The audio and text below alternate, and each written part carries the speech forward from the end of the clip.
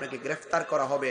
আপনার কর্মী যদি প্রতিবাদে মাঠে নামে তাহলে তাদের ঠ্যাং পা গুলো ভেঙে দেওয়া হবে। শুধু গতকাল আমি মানি নাই। কেন মানি নাই? এই প্রশাসন মনে করে যে পূজার সময় মাহফিল চললে, পূজার সময় প্রতিবাদ করলে মনে হয় মারামারি হবে।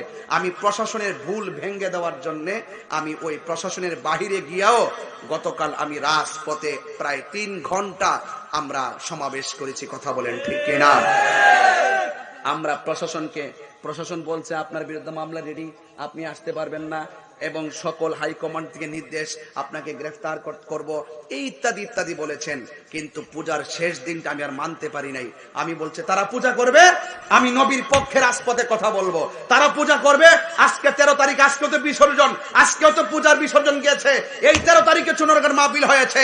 এই যে সুন্নিরা বারবার প্রমাণ করে দিয়েছে পূজার জায়গায় পূজা হবে, মাহফিলের জায়গায় মাহফিল হবে। মাহফিল করলে পূজার জন্য কোনো অসুবিধা হয় না।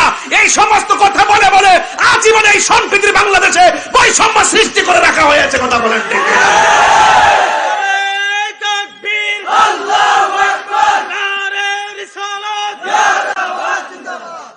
একটা ট্রেডিশন হয়ে গেছে, পূজার সময় কোনো সমাবেশ করতে পারবে না, পূজার সময় মাহফিল করতে পারবে না।